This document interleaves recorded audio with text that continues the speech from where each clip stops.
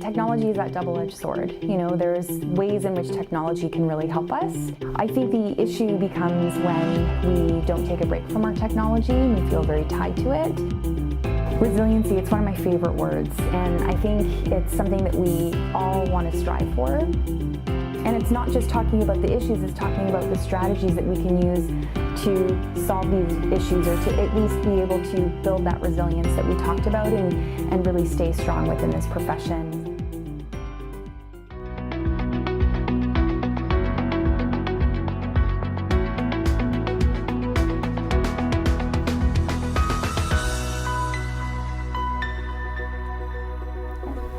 Welcome to VECCS Presents. I'm Jamie Holms, and I'm here today with Dr. Maria Holowaychuk, who has a special interest in wellness.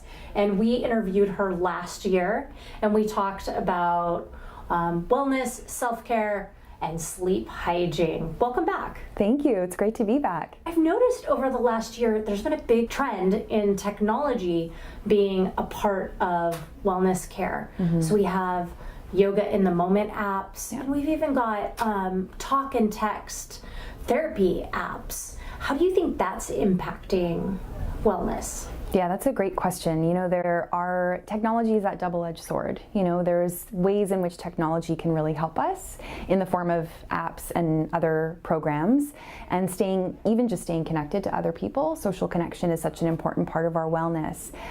I think the issue becomes when we don't take a break from our technology and we feel very tied to it, or as we talked about last year, that screen time, that blue light, and all that inhibits us from going into sleep at the end of the day.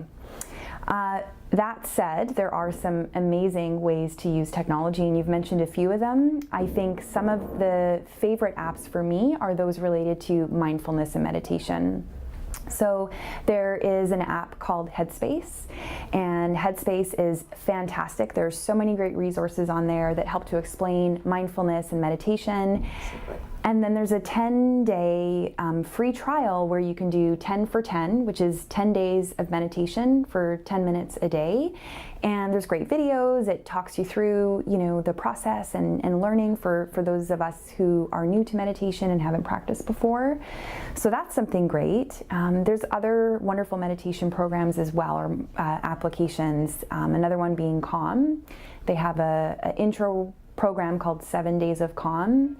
And then there's OMM, 1 minute meditation. There's Breathe, spelt B-R-E-E-T-H-E, and lots of other ones. So, you know, if meditation is something that you're thinking of doing, or mindfulness is something that you want to explore, I think this is a great way to do that. So download the app, give it a try, and then at the end of the day, make sure you put your phone away, just like you did. Excellent. You know, I'm glad you mentioned 1 minute meditation, because 10 minutes can be really intimidating to start with. You're right. You're right.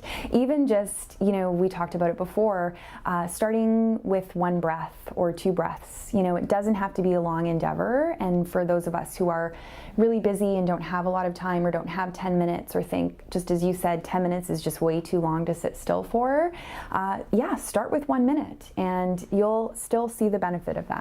Excellent. Mm-hmm. The wellness buzzword that I'm hearing is resiliency. Mm-hmm. What is resiliency? Resiliency, it's one of my favorite words, and I think it's something that we all want to strive for.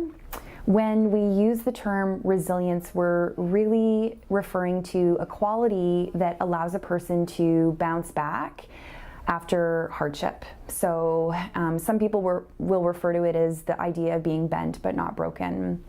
I think it was Psychology Today that said essentially it's when people are faced with hardships in life, whether it's relationship, financial, work-related, or other. So think of all of our difficult days as veterinary care providers, whether it's dealing with a tough case that doesn't turn out the way we hope it would, speaking with a difficult owner, you know, even having a conflict with a coworker, something that might really be felt as a setback.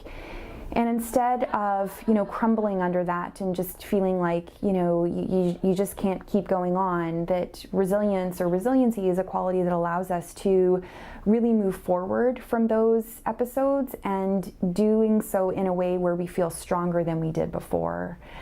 So really imagine, those springs, and that resilience is really what allows you to bounce back when you feel like you're getting squished, and then you're bouncing back to even better than you were before. Excellent. I find that your analogy is interesting because my brain went the opposite direction. I was thinking of a rubber band and being stretched and being able to come back. I love that. Yeah. Perfect. Excellent. Yeah. What trends are you seeing within the veterinary community in regards to wellness? So basically, we're talking about it more. Are we making a difference? It's such a good question. There's still a lot of studies coming out that are suggesting that the statistics are the same with regards to the mental health struggles. So there was another recent study that came out of Australia confirming that yes, we continue to have high rates of depression, high rates of suicidal ideation, and so on.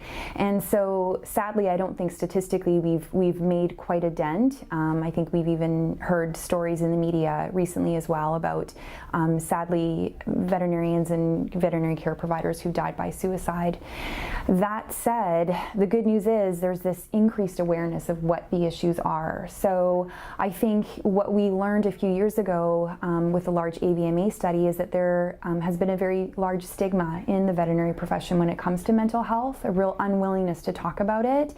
And I am so glad to see more and more people talking about it, sharing their story, feeling comfortable to admit when they're struggling, because without that awareness and without that admission that there is an issue, I think there's no way to move forward. So step one, increased awareness, we're talking about it more.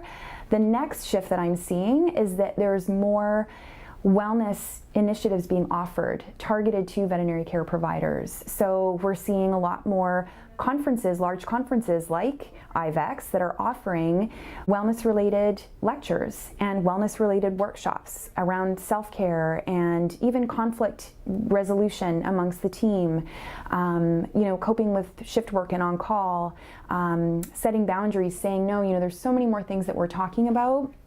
And it's not just talking about the issues, it's talking about the strategies that we can use to solve these issues, or to at least be able to build that resilience that we talked about and really stay strong within this profession. So I think more and more we're going to start to see increased numbers of lectures at conferences offered, and even increased conferences or continuing education sessions that are geared entirely towards wellness. So really, so many exciting things to come.